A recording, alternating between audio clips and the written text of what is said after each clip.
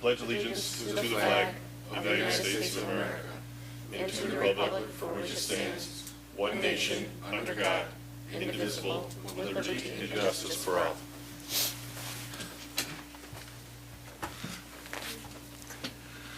Hi, I'd like to welcome everyone to tonight's planning board meeting. Please be aware of the fire exit, which is to your left of this room. In the event of an emergency, please move in a calm and orderly fashion down the stairs and do not use the elevator. The meetings are recorded by the secretary for the purpose of a record in minutes, so please identify yourself each time you come to the podium and please speak into the microphone. The board will follow the items in the order that they appear on the agenda, extra copies of which are near the door. After the case has been called, the applicant and/or the representative shall come to the podium, identify him or herself, give his or her address, and then present their case. The planning board members will then have an opportunity to question the applicant. If this case is a public hearing, it will be open for public input, at which time anyone wishing to speak to the board regarding this application will come to the podium, identify themselves along with their address, and direct any questions to the board.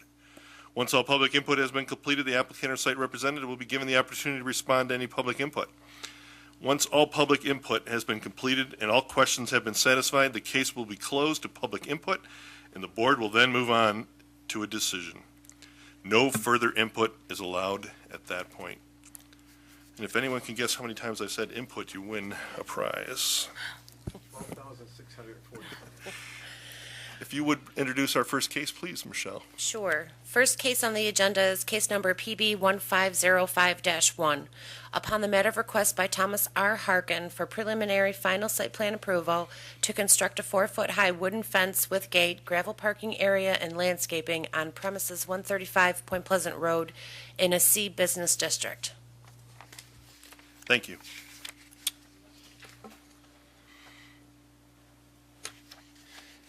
Hi, I'd like to do exactly what she just read off. Put in a 4-foot-high fence with a 12-foot gate with some landscaping around it and gravel a parking lot. It's already been previously gravelled. I just really want to do a top coat. The gravel has been neglected for a long, long time, and grass has grown there now, and I'd like to just top it off. All right. And as I understand it, regarding the gravel parking, you need to seek an additional variance for that? Is that correct? I believe so, but you're the experts. He think does, and I believe you've already made or about to make application. Yes. And will be Yeah, on for it's been made. He'll go before the next zoning board meeting. And that was not an existing non-conforming use or something that had a permit as such in the past, that there's no record of it? We couldn't find record of a previous decision regarding the gravel. I think it's just always been that, maybe before our code existed. It was a gravel parking lot, but exactly what she was saying, it's been for decades. There was a post office, a meat market across the street. There was also a small apartment complex, and it was a parking for there for quite some time. But that's all. Since the roundabouts came, they all, went away, the dodo. You provided us with a plan that had some landscaping on it. I believe we asked for some, what? What the planting? What the plantings were? Did you? I did. I wrote it on the letter that I submitted. It was burning bush and golden. Oh, shoot! I turned my phone off. Golden. Is that a rice new letter scarce. that we don't have a copy of, or?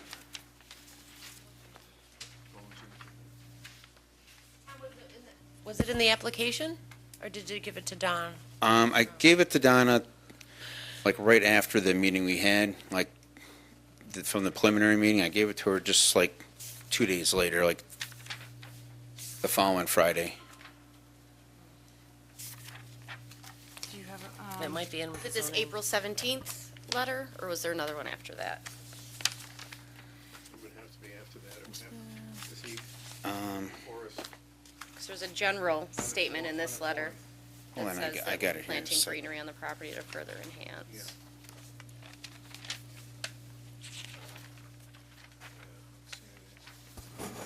Five, 7. All right, we'll move on for a moment. And while we look for that, Jay, did you have any questions I of the have a- applicant? But it was dated 5/7, the letter was dated 5/7. Jay? I was waiting. Oh, yeah, okay, gotcha. He's trying to cut. I don't have anything besides the landscape, that's the only thing else. Okay. Ray? I also was curious as landscaping. It's Golden Vickery, Vicary, and burning bushes. How many of each are we putting in? Well, I mean, on this plan right here, it looks like there's 2, 8, 6, 7, 10.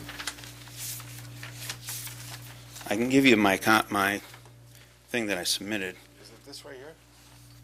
It's this right here. Yeah, we don't These are have going that. to exist,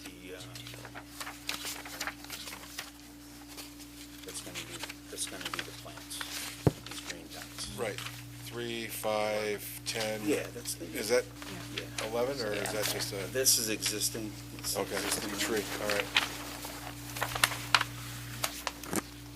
Yeah, so, Mr. Chairman, is this, so they're going to be a mix of burning bush and vickery?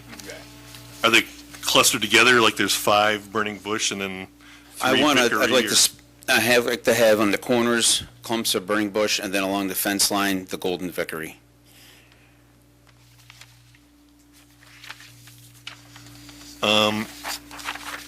Maybe you could mark up what you want on one of these once the board is done asking questions and while public input occurs. Okay. Just to, so are these all, you want these to all be burning bush?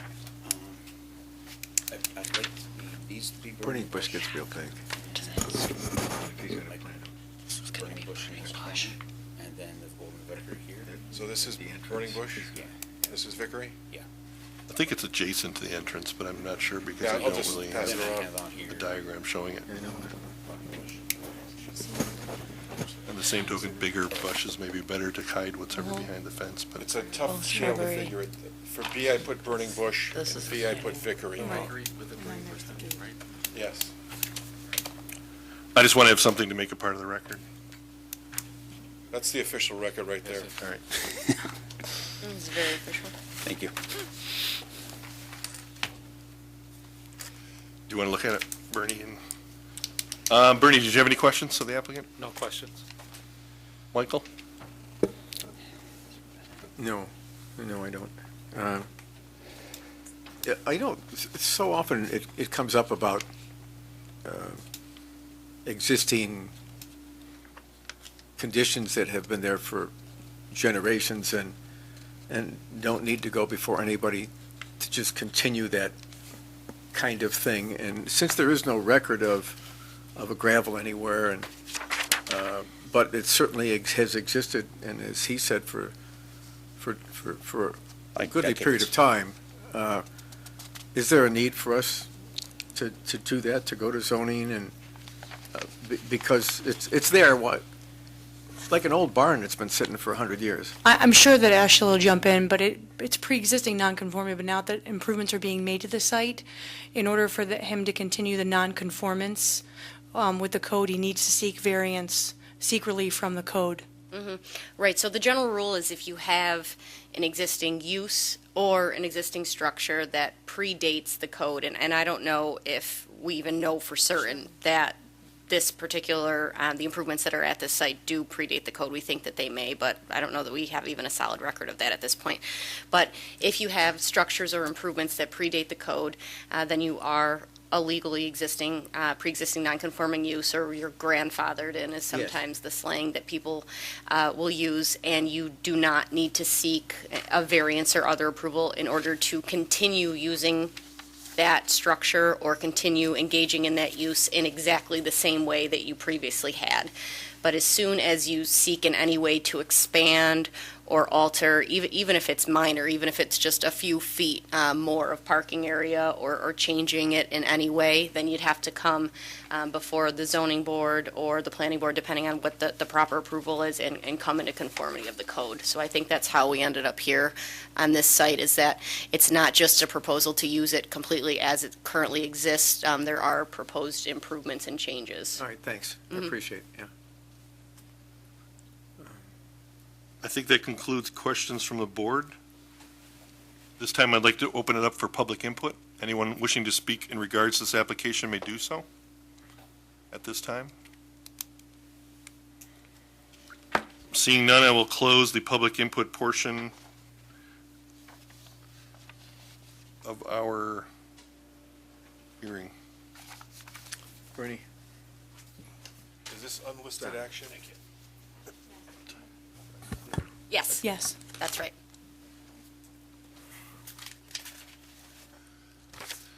This time, we'd like to go over the short environmental assessment.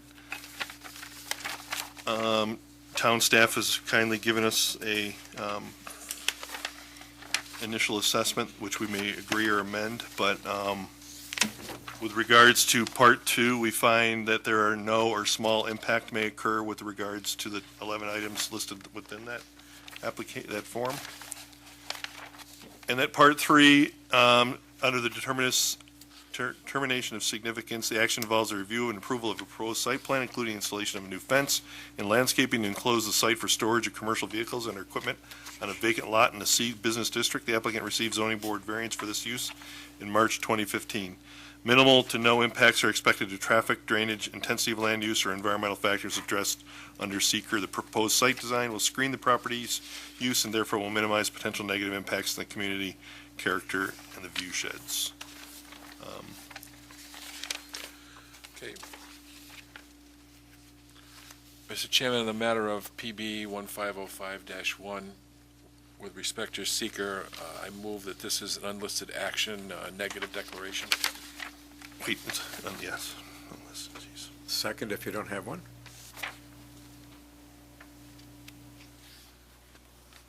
We don't. No, you do. All those in favor say aye. Aye.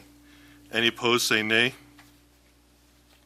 Seeing none, with 2 absent, motion carries.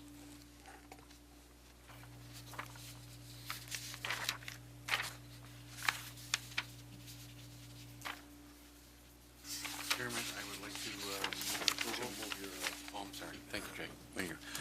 Mr. Chairman, as it relates to PB 1505-1, upon the matter of request by Thomas R. Harkin, for preliminary and final site plan approval to construct a 4-foot-high wooden fence with gate, gravel parking area, and landscaping on premises 135 Point Pleasant Road in a C Commercial Business District. I move approval.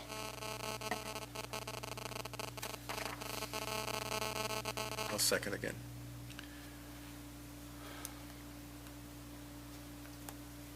I have the conditions that there's variance required for the gravel parking, and the modified landscape plan is attached showing planting schedule. Yes. Here's the landscaping back. I have it, I made my own. All those in favor say aye. Aye. Opposed, say nay. Seeing none. Motion carries. Thank you for investing in Arundecoit.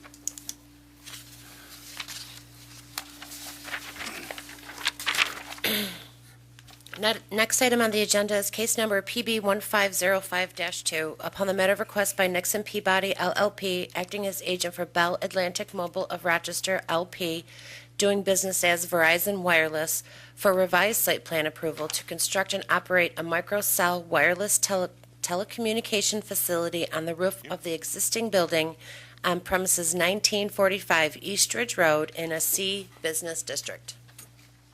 Michelle, this pen stopped working. You could just pass it to Bernie and he can pass one around. Try that back. Here. Oh, okay. Oh, well, Michael. Can I have, Michael's letting you borrow one. I believe it's a gift, but okay. Here. Thank you.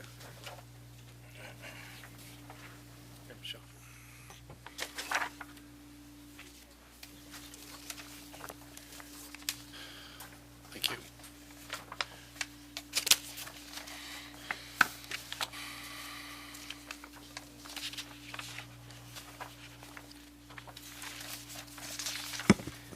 Good evening, members of the Planning Board. My name is Jared Lusk with the law firm of Nixon Peabody, representing Verizon Wireless. If you recall from my last appearance at the workshop meeting, we represent Verizon Wireless in this microcell application for a installation and operation and maintenance of a microcell wireless telecommunications antenna at 1945 East Ridge Road on the roof. The bulk of my comments this evening relate to the engineering comments and our response thereto. If you recall at the last meeting, I think we addressed all of the other questions regarding the application. There were a few engineering comments that we addressed in a letter from the project engineer dated May 14th that I provided comments to you today. It says, the first comment was the plan should show the retaining wall adjacent to the proposed equipment cabinet on the northeast side of the building. The plans have been revised to show the existing retaining wall. Comment number 2, the plan indicated that supports for the platform rest on grade. You recall the cabinets is on is resting on an existing support system. The structural integrity of the wall with the new construction loads needs to be analyzed. The last page of the engineering letter contains a signed and sealed letter indicating that there's adequate structural capacity in the wall to accommodate the cabinet and structural platform. Could I just interrupt you for a moment? Sure. So 1945 East Ridge Road is now known as Whipple. It's the Whipple Lane application. That's the name of the cell. Verizon has named it, but it's located at 1945. So each coverage area is given a name, usually a geographic street name or an area. It's called their Whipple Lane cell, but it's located at 1945 East Ridge Road. All right. I can take no credit for that at all. Or that's done by the RF engineer when they design the cell that they're putting in. I just wanted to make sure it was clear to everyone. There was a question whether there would be access along the northeast side of the building. The east side of the building, we were a little puzzled by that comment, given the existing utility uses on that side of the building, and given, if you were to look at the plan, the third, I guess it's best identified on page CC 100 on the revised plan. There's some existing utility work as well as some enclosed fence on the east side of the building that restricts access today. And the existing cabinet is similar to the gas and utility runs that are on that side of the building as well. So and if you go to CC 111, again, 2 pages back, you'll see the side view of the building. There's an existing fenced-in area as well as utility mains on that side of the building, and our uses are consistent with that. And again, there's approximately 3 feet in between that and the property line. So I'm not sure, we couldn't really understand the engineer's comment on this issue, but since you're completely blocked as you go back, I'm not sure what to be gained by an access easement or whether one was needed. So did our best to respond to it. The comment? All right, we received, we'll discuss the fencing versus landscaping in a minute, but we additionally received a letter from an adjoining property owner. Are you in receipt of that? Yep. I didn't receive a copy of that letter. We received a letter, I'll read it to you then, from Jacob and Patricia DeReich. Regarding the revised site plan before you tonight, we are not opposed to it. However, we are interested in the original site plan for 1945 Ridge Road.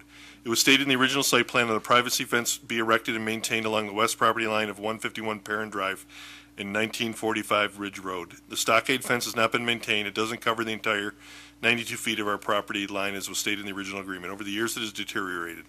We have repaired the fence from our side using rope, twine, boards, and pipe to keep it from falling down in our yard. The fence is the only thing that separates our property from the parking lot and prevents cars from driving down into our yard. We would like a new substantial privacy fence put along the property line. The fence should be more hardy and aesthetically pleasing to the eye. The fence should be 6-foot vinyl or dog-eared fence, not stockade, And there is a tree stump that should be removed so that the fence can run directly along the property line. The fence should be maintained. Please take our request into consideration. And then, I take it this is what you looked up? That's the Oh, that's actual them? public hearing Okay. notice that they receive. Did we look up anything on regards to this original site plan approval that indicate that this is correct? Right, currently, we have, there's an active site plan complaint that was filed that we're in the process of acting on at this address related to the same type of issue with the maintenance of the existing fence. So there's a com- code a code- enforcement violation that's open? A complaint that's open that we're investigating at this point, that's in progress. So no action by the town has been taken yet, but we've received the complaint and investigated, and next steps are going to be taken in terms of communicating with the property owner. Was that open because of this letter? It was prior, right around the same time, to be honest with you. I'm not sure if it was the same issue or if it was separate. All right, so clarify for me that you mean that there's a complaint or something that's been opened, but you don't know if there's any validity to the claim? We've got to investigate what the next step might be in terms of what the original site plan said, and then if it's not in conformance with the approved site plan, then we would communicate that to the property owner. Is that a separate issue? It can be treated, We generally, I think, do not, in the past, approve site plans with open code violations. We've Right. always looked at it, Peter, if I'm not mistaken, as a singular issue. Separating them? No, No, you have to, you can do it subject to Right. the Yeah, okay. completion That of way. all open Issues. code violations. But I don't think we've ever approved anything without making sure that the property's up to code. Right. That's, I'm not sure there's been a determination there's a code violation, so there's been a complaint. Obviously, it doesn't have anything to do with Verizon's application, and naturally, I would say that. Of course you would. Yes, of course you would say that, but what I'm hearing, Ms. I Ivers- actually think it's true this time. It really doesn't have anything to do with the application. So we're up. Well, it doesn't, because you're basically acting in behalf of the owner of the property in order to put Verizon's leased premises on their building, correct? I mean, Certainly, I'm acting on behalf of Verizon Wireless, who has consent of the owner to pursue the application. I'm not sure I'm acting on behalf of the owner Right. in the application. But and I'm not trying to be technical in that analysis. I think the issue becomes, right now, I don't think we know that we have a violation. Right now, there's a complaint on file. It hasn't gotten to the level of being determined that it is a violation. We haven't made that determination yet in our office. when was this complaint filed? Late last week. It takes a little bit of time for the code enforcement officer to go out and document conditions, and it's something that is pending review.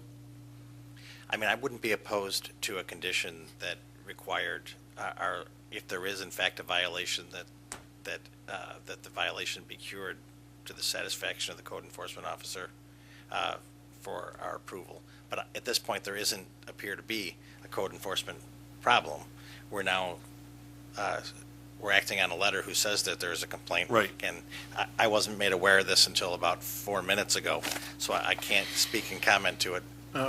Is it the responsibility of the owner of the building, owner of the property, to make the code correct? And if so, how does that impact someone who's looking to, quote, lease a piece of the property? And I have to defer to Laura on any of these. Yeah, so I would say in terms of the owner of the building, if there's code violations on his or her property, they are responsible for Yeah. bringing that piece of property up to code. Certainly, I think there's an argument that a lease is looking, or I'm sorry, I should say the landowner is looking to benefit from this lease. And although Mr. Lusk is only representing Verizon and can only speak for Verizon, certainly owner will benefit from presumably having this source of income and having this on his property. So I don't think it would be unreasonable to require some sort of code violation confirmation when addressing this application, separate and apart from an idea of screening or having to do with the lease itself or putting in the cell tower itself. Right. So none of the responsibility would fall upon, No, No, but would not go upon Verizon unless, and I always have to caveat, unless there's something contrary to the lease, but honestly, that would be a weird provision that a cell tower lessor would be responsible for, or I'm sorry, lessee would be responsible for maintenance of the entire property. I agree. Verizon's smarter than that. Certainly, I asked the board to consider whether or not, and I have no idea the facts of the circumstances. I don't know if you have a neighbor problem where somebody doesn't like the fence, but the fence is adequate to meet the code requirements of the site plan approval. And so now we're going to be subject to the whims of, in order for our approval to be valid and pursue, I've got a neighbor issue with that doesn't like the fence and wants a different fence. Again, it could be, the fence could be adequate, but the neighbor isn't happy. So are we going to list it? We're going to deal with it with whether the code enforcement officer deems that there's an actual violation of the prior site plan approval? Is that going to be the one trigger? thing I will say, I don't think we're going to make the landlord comply with a greater fence than what they were priorly required to have. Okay. So we're not going to make, if there's supposed to be a fence and it's supposed to be, and it was subject to the permit before, whatever that subject was made to that, then we would make it be compliant with that. That would seem to make sense. Yeah, I'm not going to ask them to enhance the fence beyond what it was before unless they so desired. Jay, did you have any questions of this applicant?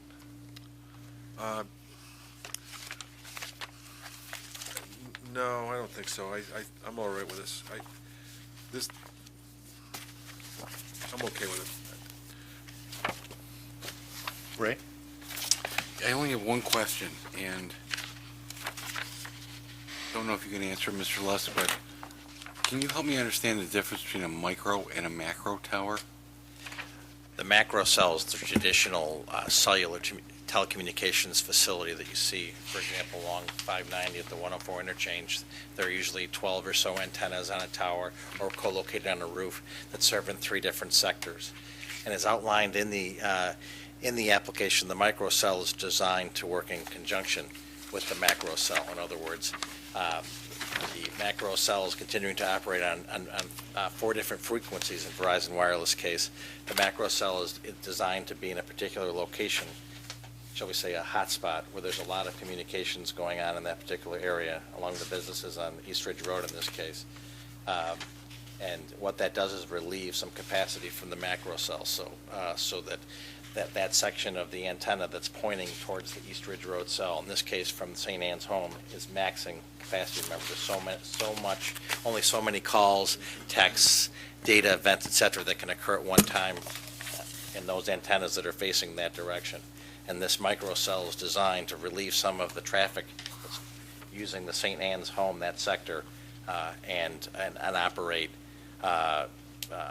in that area. So it's in conjunction. It sort of works as, again, outlined in the application. It's a hotspot to relieve capacity so that there's more capacity at the macro cell.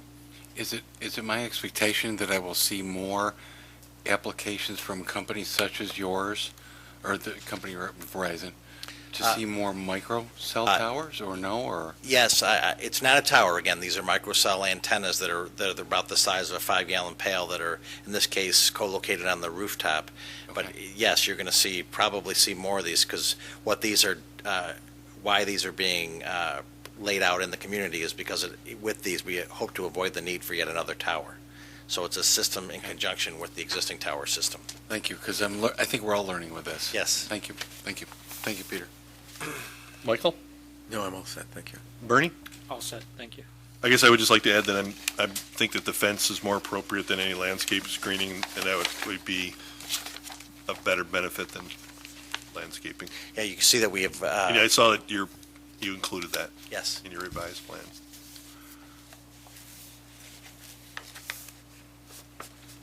All right. Did we open it up for public input? We did not. This time, I'd like to open it up to public input. Anyone wishing to speak in regards to this application may do so at this time.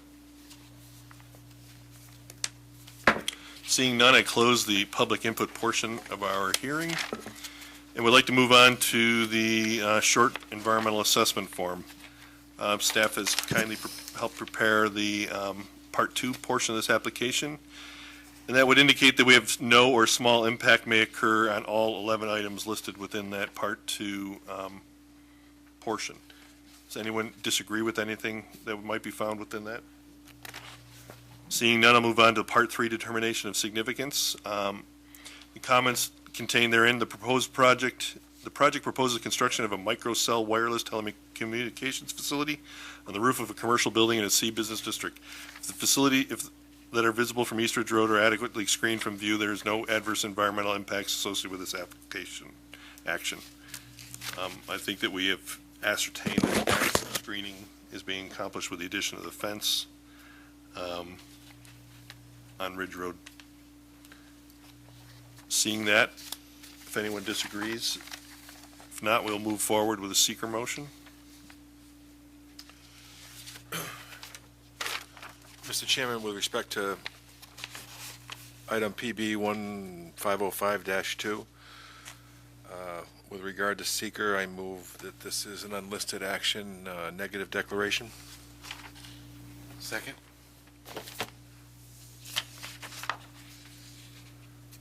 All those in favor say aye. Aye. Any opposed say nay. Seeing none, motion carries with 2 absent. We are on now to the preliminary and final site plan approval. The conditions that I have are the fence were added on north side, correct? Northeast corner, I think. Northeast corner.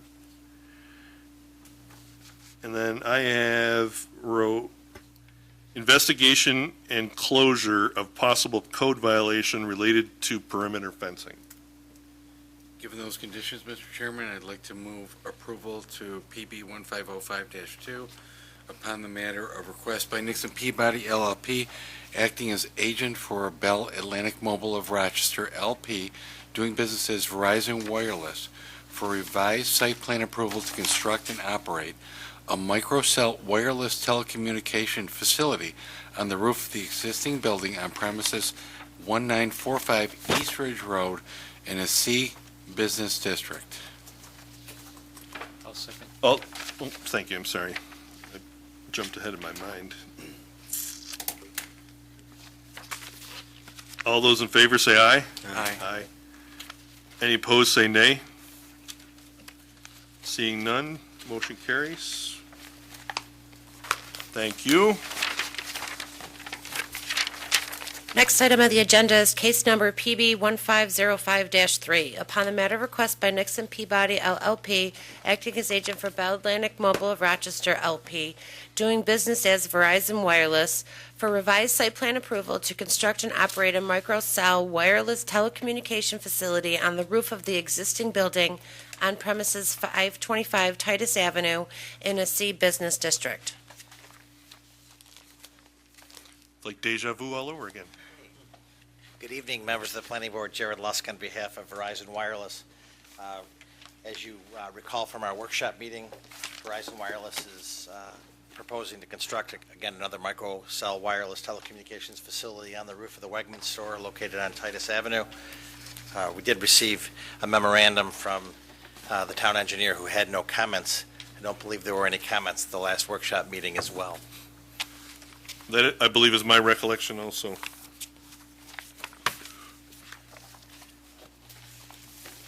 Do we have any questions from the board? We like the towers that are 24 inches instead of 24 feet tall. Well, we'll keep, there'll be plenty more, I believe. Thank you. Not necessarily in Arundequoit, but Um, Jay? That's all I Ray? I concur with Mr. Ritchie. No questions. Thank you. Michael?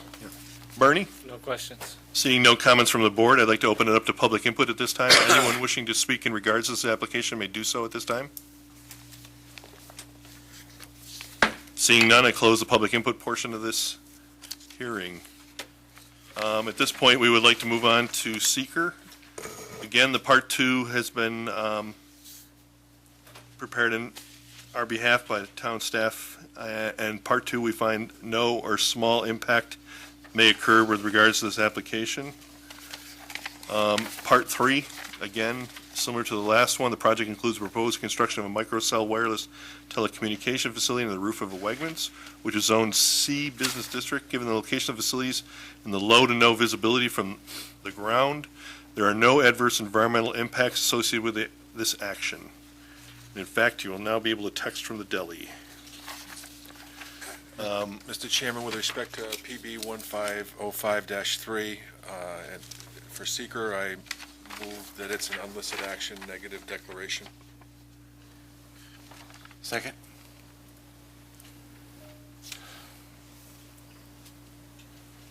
All those in favor say aye. Aye. Aye.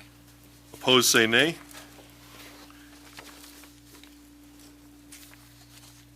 Motion carries with 2 absent. At this point, we'd like to move on to a motion regarding preliminary and final site plan approval Mr. with no Chairman, conditions. as it relates to PB 1505-3, upon the matter of request by Nixon Peabody LLP, acting as agent for Bell Atlantic Mobile of Rochester LP, doing business as Verizon Wireless, for revised site plan approval to construct and operate a microcell wireless telecommunication facility on the roof of the existing building on premises 525 Titus Avenue in a C Business District. I would move approval. All those in favor say aye. We need a You want second. a second? Oh. I'll second. Good, thank you.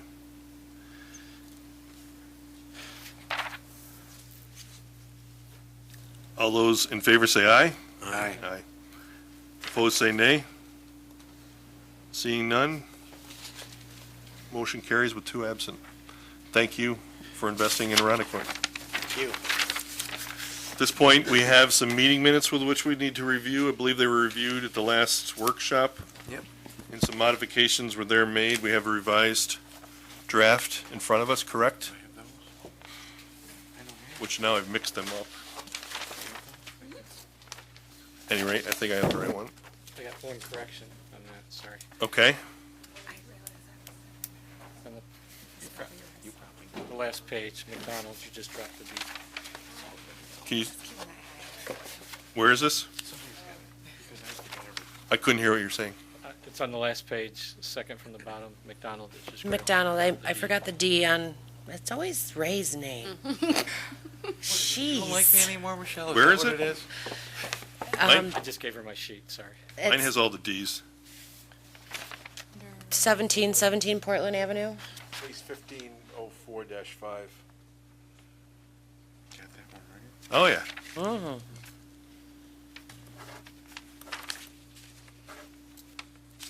As amended.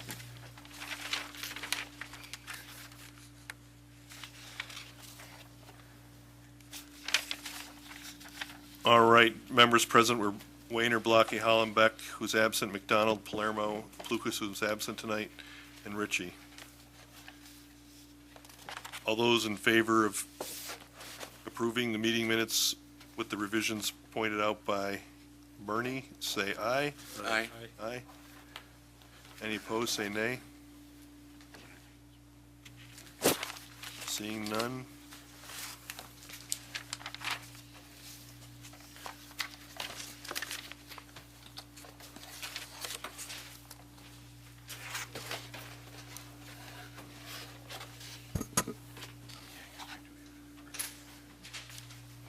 Motion to adjourn?